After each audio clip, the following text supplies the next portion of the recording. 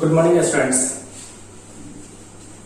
Students, हम लोग last class में रेजिस्टेंस के बारे में पढ़ रहे थे। Variation of resistance with temperature और उससे रिलेटेड हमने कुछ क्वेश्चंस किए थे। मेटल के केस में स्टूडेंट्स हमने देखा कि जब टेम्परेचर इंक्रीज करता है तो हमारा रेजिस्टेंस क्या होता है स्टूडेंट्स? इंक्रीज करता है। अब नोट करते हैं कुछ पॉइंट लिखने से। इलेक्ट्रिक करंट को दो पार्ट में हम लोग एज्यूम करके चल रहे हैं। First translatory current, translatory current, first translatory current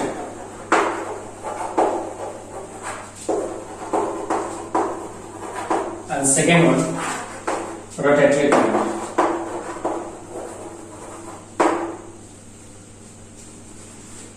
rotatory current.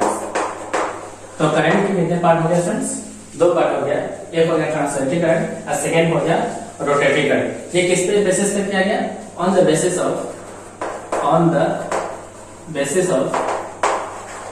Motion of charge particle, on the motion of charge particle. यानी चार्ज पार्टिकल के मोशंस के आधार पे इलेक्ट्रिक करंट को कितने पार्ट में डिवाइड किया गया? दो पार्ट में डिवाइड किया गया। पहला ट्रांसलेटरी मोशन, ट्रांसलेटरी करंट, और दूसरा हो गया रोटेटरी करंट। ये करंट को कितने पार्ट में डिवाइड किया गया स्टूडेंट्स? दो पार्ट में डिवाइड किया गया। पहला ट्रांसलेटरी करंट और दूसरा क्या हो गया students? Rotatory current. Translatory current हो गया due to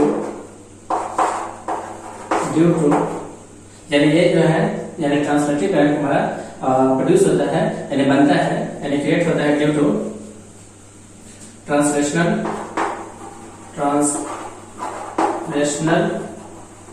motion of charge particle, motion of charge particle in a conductor, charge particle in a conductor, in a conductor. Translatory current is formed due to translation motion of charge particle in a conductor. जैसे I equal to Q by T। जहाँ हम लिख सकते हैं I equals to N E divided by T, where Q equals to N into E। ये translatory motion की वजह से था, जबकि ये किसके मोशन की वजह से होगा स्टूडेंट्स? ये होगा रोटेटरी मोशन की वजह से।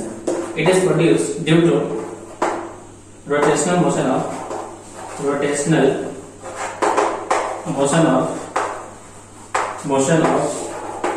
Charge particle. It is produced due to rotational motion of charge particle. जैसे सपोज ये हमारा कोई सर्कुलर पाथ है जिसका रेडियस कितना है स्टूडेंट्स? r। इस पे कोई इलेक्ट्रॉन यानी इलेक्ट्रॉन चार्ज पार्टिकल है वो मूव कर रहा है in a circular path. We know that I equal to Q by T। Students, अगर हम लोग चार्ज को यहाँ पे क्या ले लें? E ले लें और डिवाइडेड बाय टाइम मान लेते हैं क्या स्टूडेंट्स? कैपिटल T यानी T यानी टाइम ऑफ पीरियड, यानी T को ले लीजिए हमने क्या? Time period. One complete rotation cover करने में जो टाइम लग रहा है इलेक्ट्रॉन को उसे क्या बोला गया? टाइम पीरियड बोला गया। स्टूडेंट्स, हम लोग जानते हैं कि फ्रीक्वेंसी क्या होता है स्टूडेंट्स? 1/t। तो हम लोग रिप्लेस कर सकते हैं 1/t की जगह पे क्या students? f। So I equal to आ गया E into f, E into f। एक पॉइंट आप स्टूडेंट्स नोट कर सकते हैं, जो हम लोग जानते हैं ओमेगा इक्वल होता है 2 पाई डिवाइडेड बाय t, क्या होता है 2 पाई into f। कितना होता है students? 2 pi divided by t या 2 पाई f। इस f की जगह पे क्या लिखा जा सकता है स्टूडेंट्स? f की जगह पे लिखा जा सकता है omega divided by 2 pi. f की जगह क्या लिखा जा सकता है students? Omega divided by 2 pi. तो इस f की जगह पे क्या लिख दें students? Omega divided by 2 pi. तो लिखा जा सकता है I equal to E into omega divided by 2 pi. E into omega divided by 2 pi. तो इसे बोला जाता है रोटेटरी करंट बोला जाता है। क्या बोला जाता है स्टूडेंट्स? इसे बोला जाता है रोटेटरी करंट। ओके स्टूडेंट्स, आपसे नोट डाउन कीजिए। तो हमने क्या देखा, करंट के कितने पार्ट्स हो गए? 2 पार्ट्स हो गए। किसके बेसिस पे? On the basis of motion of charge particle. पहला आ गया ट्रांसलेटरी करंट और दूसरा आ गया rotatory current. Translatory current are produced due to translation motion of charge particle in a conductor. Formula आ गया I equal to Q by T, और Q को हम लोग जानते हैं स्टूडेंट्स क्या होता है? N into E। तो फॉर्मूला हो गया I equal to NE divided by T। Second है हमारा rotatory current. It is produced due to rotational motion of charge particle. Suppose ये कोई चार्ज पार्टिकल एक सर्कुलर पाथ में मूव कर रहा है, तो हमारा I equal to Q by T, Q को रिप्लेस किया जा सकता है E से, E divided by T। T को हम लोग ले सकते हैं time period of circular motion. तो हम वी नो दैट यानी कि 1/t इक्वल्स टू फ्रीक्वेंसी, और फ्रीक्वेंसी की जगह पे हम लोग 1/t की जगह पे रिप्लेस कर सकते हैं किससे स्टूडेंट्स? फ्रीक्वेंसी से। तो हमारा I इक्वल्स टू आएगा E इनटू f, यानी f के जगह पे स्टूडेंट्स हम लोग क्या जानते हैं? देखें omega equals to 2 pi by t, और इस t को लिखा जा सकता है f के बदले f में चेंज किया जा सकता है, तो 2 पाई f, और हम लोग f यहां से निकालना चाहते हैं, क्या बन जाएगा स्टूडेंट? देखिए f को लिखा जा सकता है ओमेगा डिवाइडेड बाय 2 पाई, और हमने क्या किया, इस f की जगह पर रिप्लेस कर दिया किससे? Omega divided by 2 pi. तो हमारा I इक्वल्स टू बन गया E omega divided by 2 pi. E omega divided by 2 pi is nothing but rotatory current हो गया। ओके स्टूडेंट्स, अब से नोट डाउन कीजिए।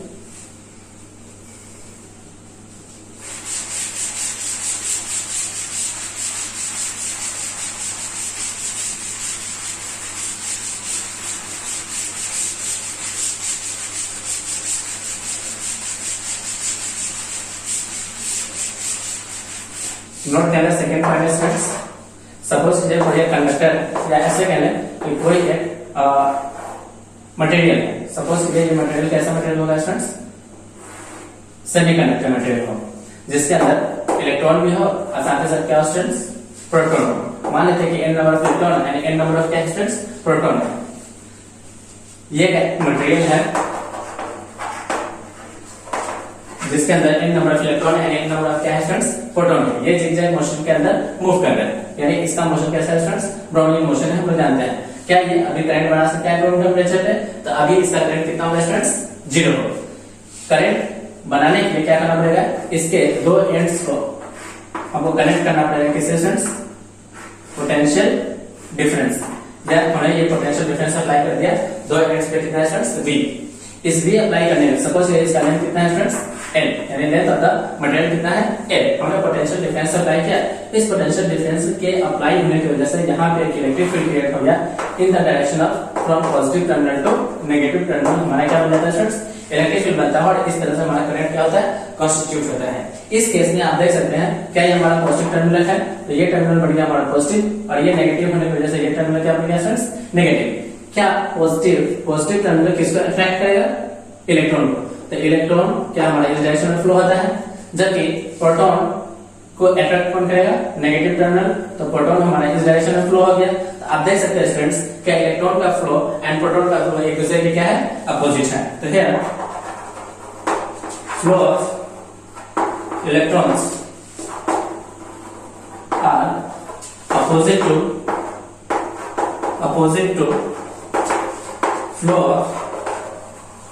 flow of protons. So currents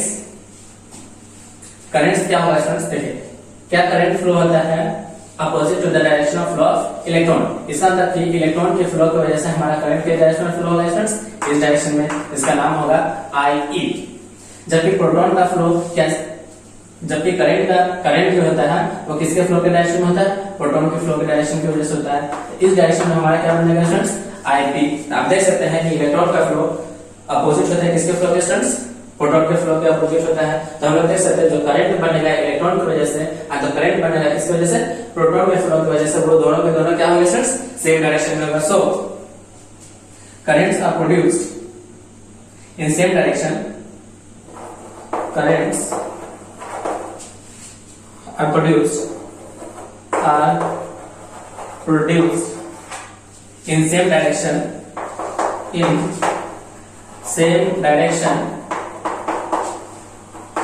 due to flow of electron and proton. So हम लिख सकते हैं total current I। Suppose इस बैटरी से टोटल करंट कितना निकल रहा है students I। Total current I equals to nothing but I electron plus I proton. क्या स्टूडेंट्स हम लोग I को क्या लिख सकते हैं स्टूडेंट्स I को लिख सकते हैं Ne divided by T plus Np divided by T। यहाँ हम लोग कुछ कॉमन ले सकते हैं तो कॉमन ले सकते हैं N डिवाइडेड बाय T, अंदर बचेगा इलेक्ट्रॉन प्लस प्रोटॉन।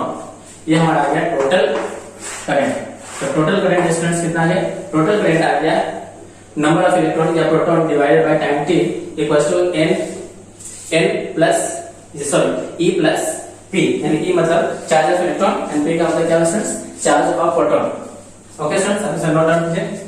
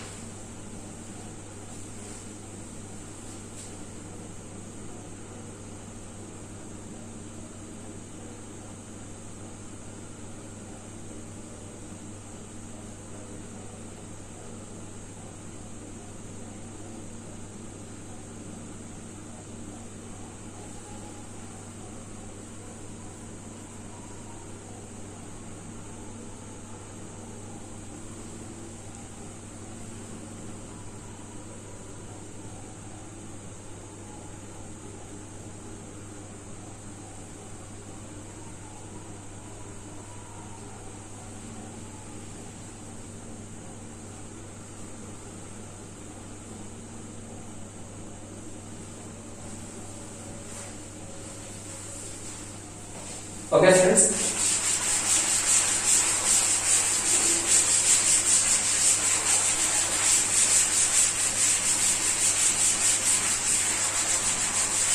अब हम लोग कुछ क्वेश्चन करते हैं। जैसे क्वेश्चन लिखा है a potential difference applied to potential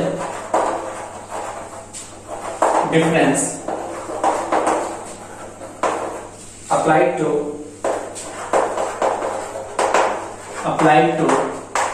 X-ray tube is 5 kilovolt and current through it is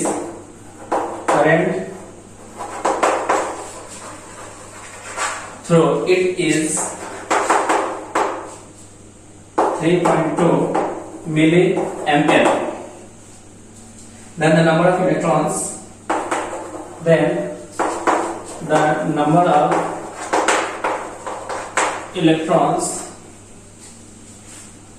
striking the target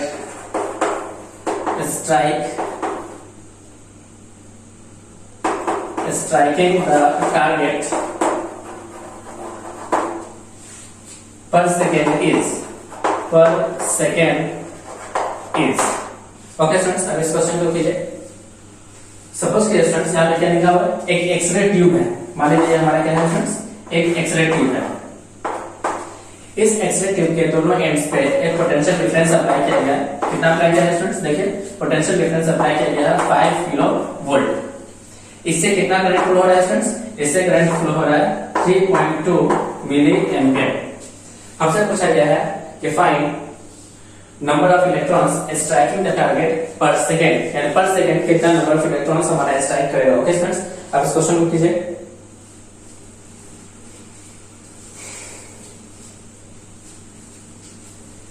students हम लोग जानते हैं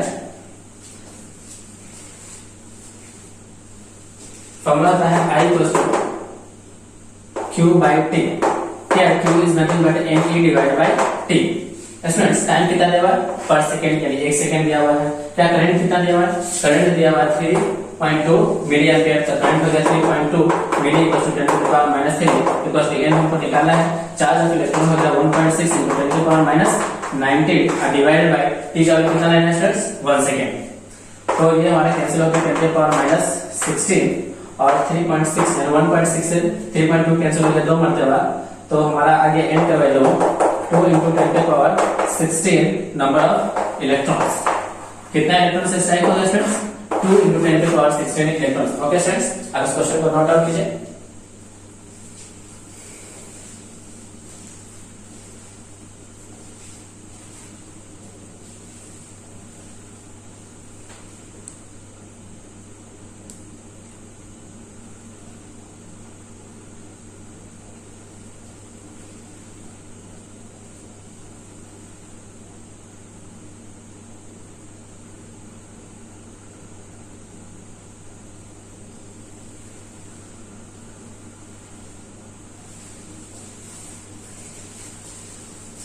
okay students,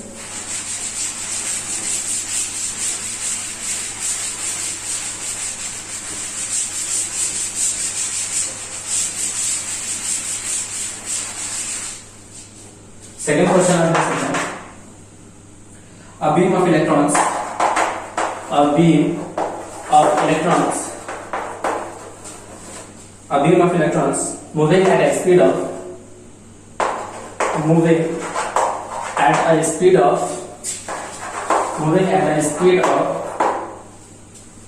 10 to the power 6 meter per second along a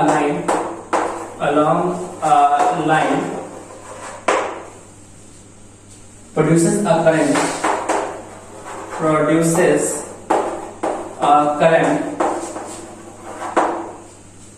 of 1.6 into 10 to the power minus 6 ampere. The number of electrons in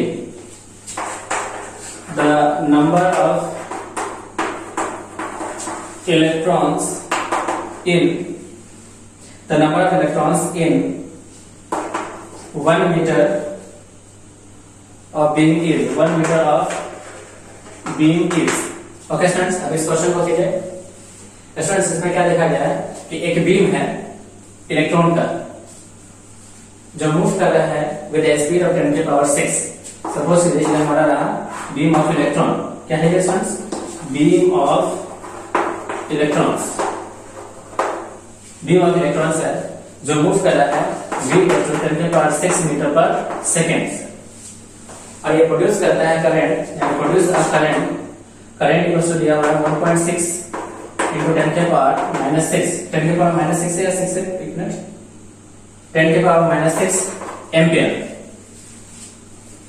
हमसे पूछा गया number of electrons in 1 metre, यानी 1 metre में हमारा नंबर ऑफ इलेक्ट्रॉन्स कितना होगा, number of electrons in 1 metre equals to what, ये question mark है। स्टूडेंट्स, इलेक्ट्रॉन कैसे पाथ में मूव कर रहा है, moving at a speed of कितना मीटर पर सेकेंड अलोंग अ लाइन, यानी लाइन में मूव कर रहा है। अभी स्टूडेंट्स हमने पढ़ा था कि करंट दो तरह का होता है, एक होता है ट्रांसलेटरी करंट और दूसरा होता है क्या, रोटेटरी करंट। यहाँ पे कौन सा करंट प्रोड्यूस हो रहा है स्टूडेंट्स, यहाँ पे प्रोड्यूस हो रहा है translatory current. We know that I = Q/T। Students, इस Q को रिप्लेस किया जा सकता है किससे, Q को रिप्लेस किया जा सकता है NE/T से। स्टूडेंट्स, हमको T, V और X में एक रिलेशन चाहिए, T, V और X में यानी लेंथ में। स्टूडेंट्स, हम जानते हैं S = स्टूडेंट्स V × T, तो T को लिखा जा सकता है S/V। तो हम लोग यहाँ इस T की जगह पे क्या रिप्लेस करते हैं स्टूडेंट्स, S/V। तो I = NE/S/V, ये V ऊपर चला जाएगा तो NEV/S। इसे क्या हमको I मालूम है, क्या हमको N निकालना है, E मालूम है, V मालूम है और S भी क्या है स्टूडेंट्स मालूम है। I का वैल्यू कितना है स्टूडेंट, देखें 1.6 into 10 to the power minus 6 plus 2। N हमको निकालना है, E का वैल्यू होगा 1.6 into 10 to the power minus 19 into V का वैल्यू कितना है स्टूडेंट, देखें V का वैल्यू है 10 to the power 6 divided by S का वैल्यू दिया हुआ 1 मीटर, तो 6 ये 1.6 से 1.6 कैंसिल, 6 और 6 12, और 12 में से 9 ये तो 12 में से 19 गया तो 7, तो माइनस का 7, तो ये जाएगा तो प्लस का 7 हो जाएगा। तो n का वैल्यू आ जाएगा स्टूडेंट्स कितना, n का वैल्यू आ जाएगा 10 to the power 7 electrons in 1 metre, यानी 1 मीटर में हमारा नंबर ऑफ इलेक्ट्रॉन्स की संख्या कितनी होगी students, 10 to the power 7। Okay students, अब इसे नोट डाउन कीजिए।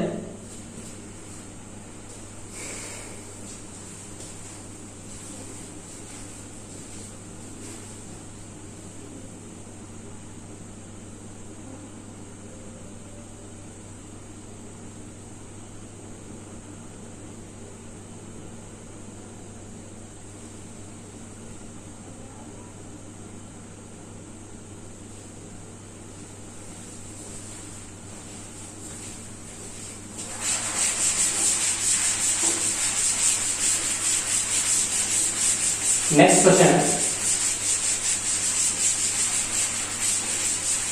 क्वेश्चन क्या है देखें, in Bohr's model of hydrogen atom in the Bohr's model of hydrogen atom. In a Bohr's model of hydrogen atom, the electrons moves around the circular path. The electrons moves around the circular path. Moves around the circular path. Circular path. The electrons moves around the circular path. या circular orbit. Circular orbit of radius 5 into 10 to the power minus 11 meter. Its time period is its time period is 1.5 into 10 to the power minus 16 second. हमसे पूछा गया है the current associated is the current associated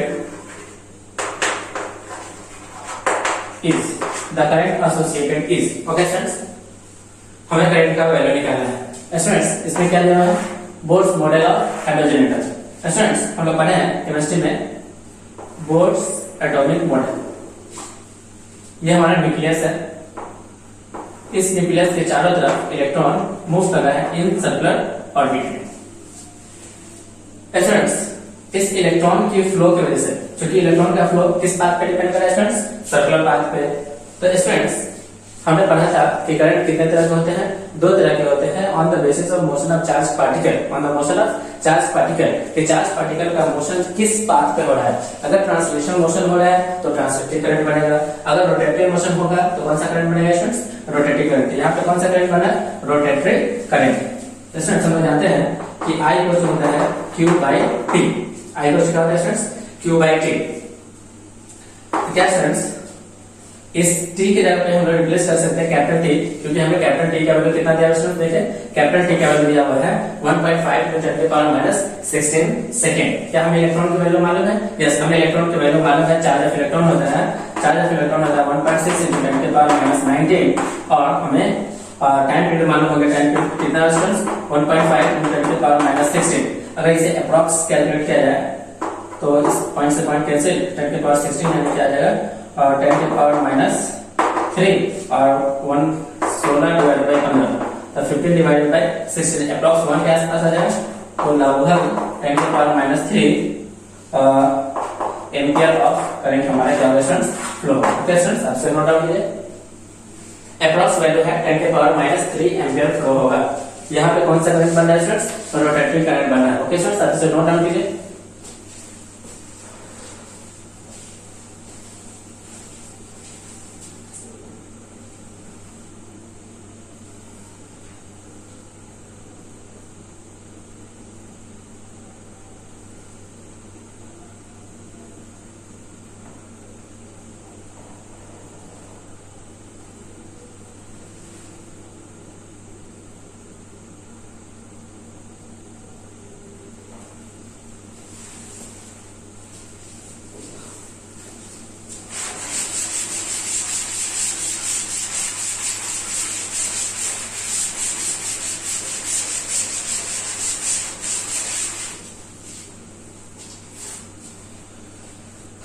question क्या है?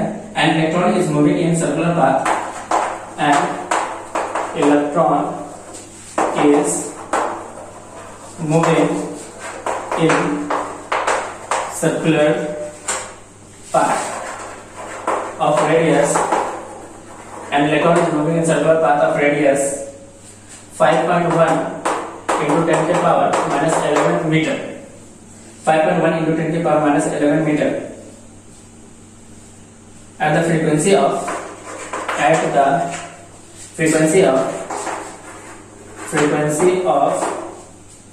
6.8 into 10 के power 15 hertz. ऐसे कहते हैं रिवॉल्यूशन पर सेकेंड। रिवॉल्यूशन पर सेकेंड हमसे पूछा गया equivalent current is the equivalent current is approximately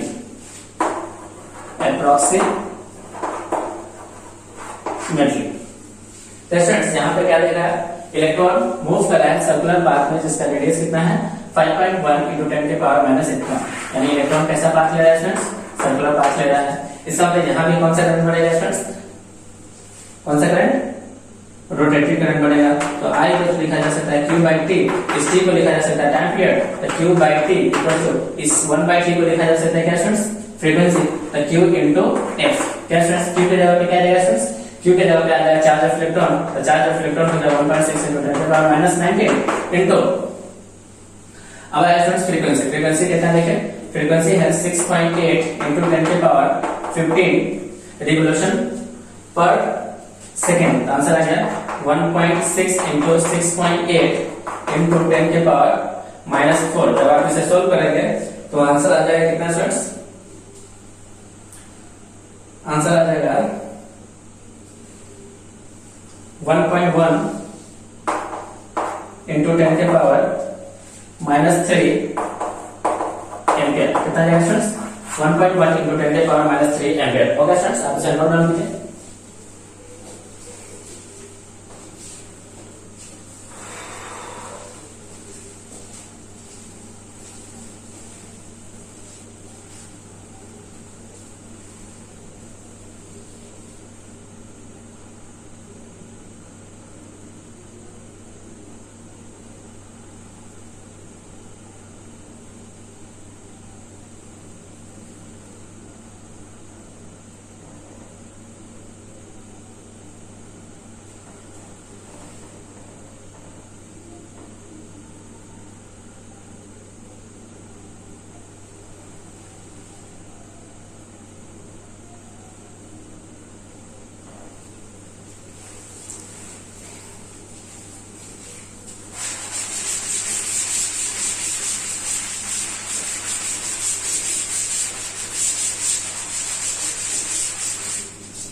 Next question is friends, a copper wire of length 1 meter, a copper wire of length 1 meter and radius 1 millimeter and radius 1 millimeter is joined in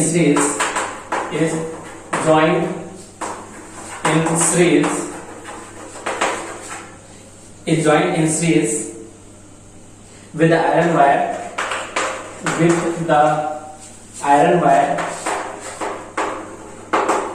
of length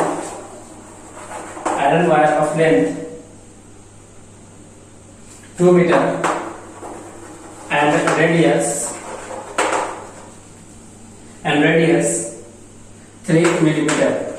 3 millimeter। हमसे पूछा गया a current passes through the wire and a current is passes through the wire a current is passes through the wire, the ratio of current density is in copper and iron wire, the ratio of copper wire, current density of copper wire, current density of copper wire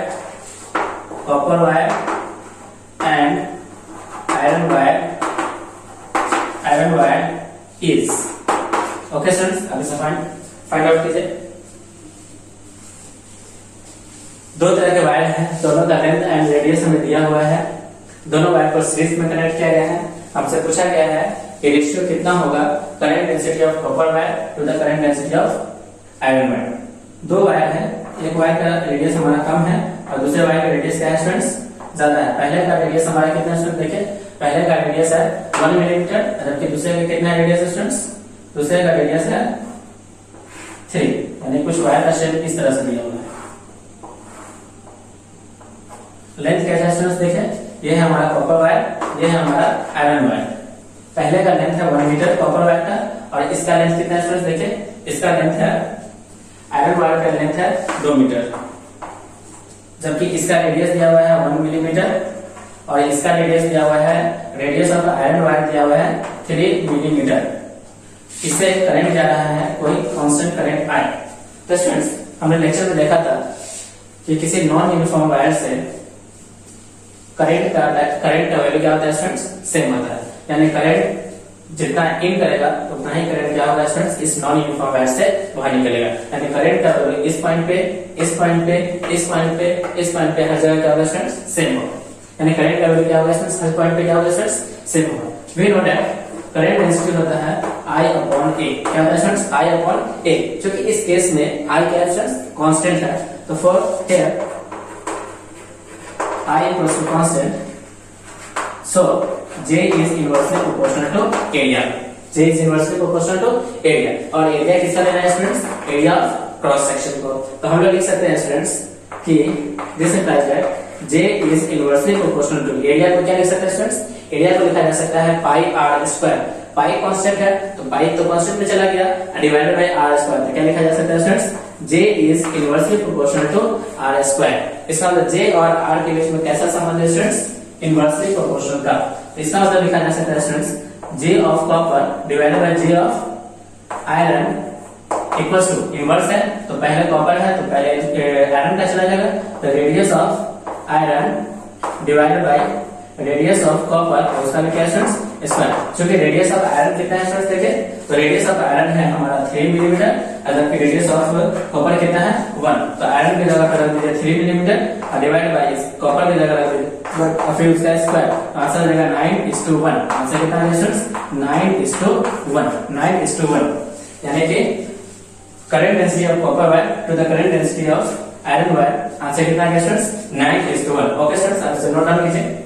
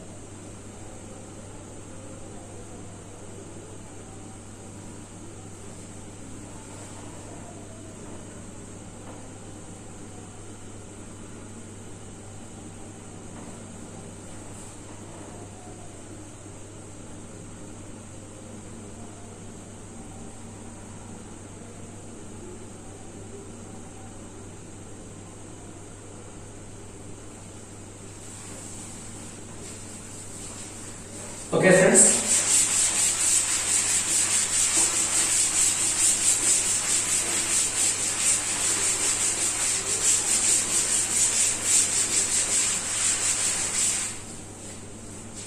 next question है a conducting wire of cross sectional area, conducting wire of cross sectional area 1 meter square, 1 centimeter square has 3 to 10 to the power 23 charge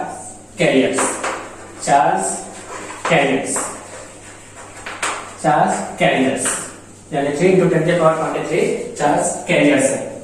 If wire carries a current of, if wire carries a current of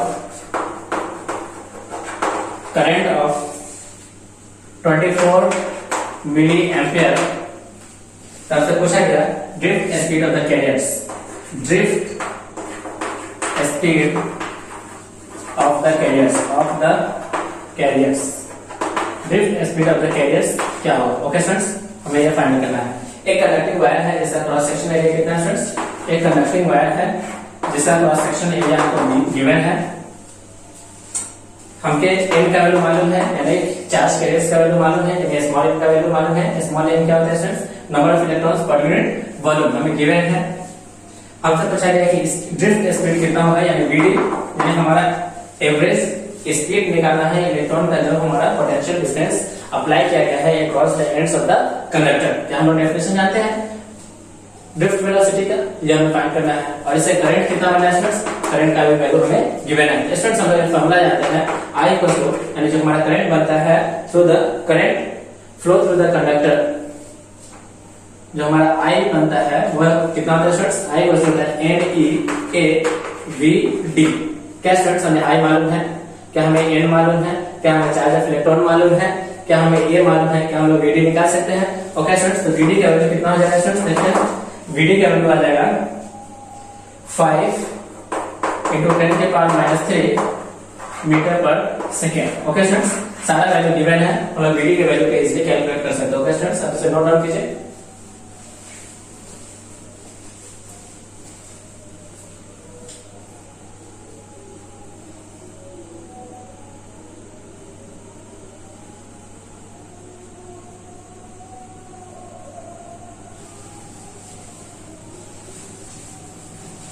okay friends,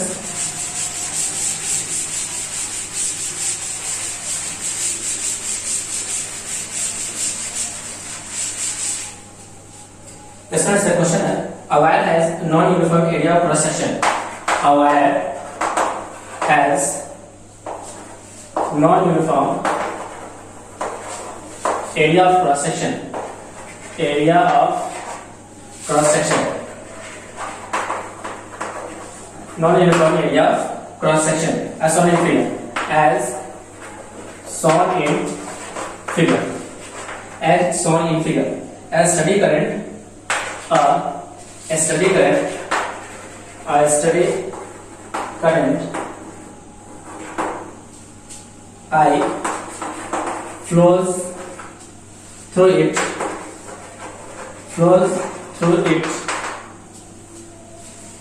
Which one of the following statement is correct? Which one of the following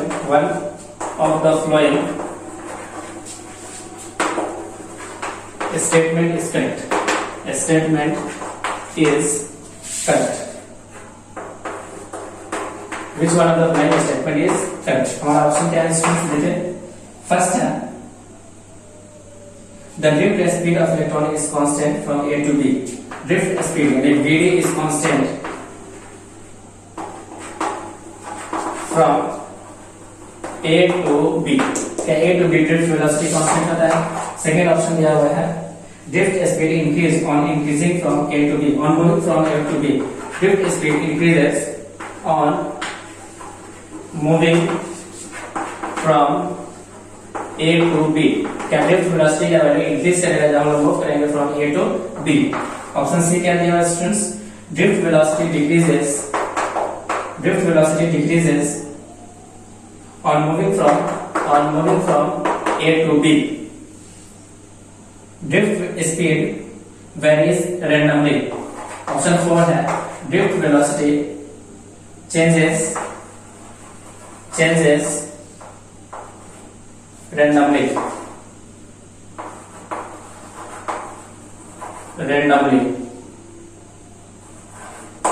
okay students, figure दिया हुआ है, ये point है ए और ये point क्या है students? B. एक स्टडी करंट से फ्लो हो रहा है आई। कौन सा ऑप्शन सही है स्टूडेंट्स? आप इसे चूज कर सकते हैं। स्टूडेंट्स हम लोग जानते हैं फॉर्मूला होता है I equals to NEAVD। Students इस पूरे क्वेश्चन में क्या n कांस्टेंट है, E कांस्टेंट है और वैल्यू कौन का है students? Area of cross section. क्या I कांस्टेंट है? यस, I कांस्टेंट है क्योंकि करंट कैसा दिया है स्टूडेंट्स? Steady current. तो I constant, N constant, E constant सिर्फ डिपेंड कर रहा है A पे और किस पे स्टूडेंट्स? VD पे। स्टूडेंट्स हम लोग जानते हैं कि I upon A equals to हो जाएगा VD। क्या I अपॉन A को क्या बोला जाता है स्टूडेंट्स? I अपॉन A को ड्रिफ्ट करंट डेंसिटी बोला जाता है। इसका मतलब स्टूडेंट्स यहाँ पे I में क्या है स्टूडेंट्स? कांस्टेंट है, तो VD is inversely proportional to A। VD is inversely proportional to A। अगर ए का वैल्यू यानी area of cross section increase करेगा तो बीडी का वैल्यू क्या होगा स्टूडेंट्स, डिक्रीज करेगा।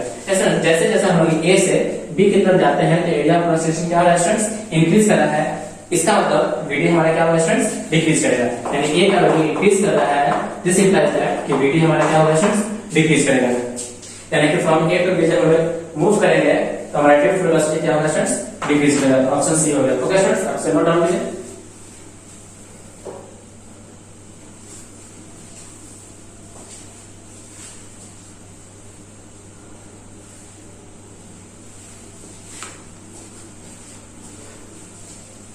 ओके स्टूडेंट्स, इस क्लास को हम लोग यहीं पे रोकते हैं। नेक्स्ट क्वेश्चन हम लोग अगले वीडियो में करेंगे। Okay students, thank you.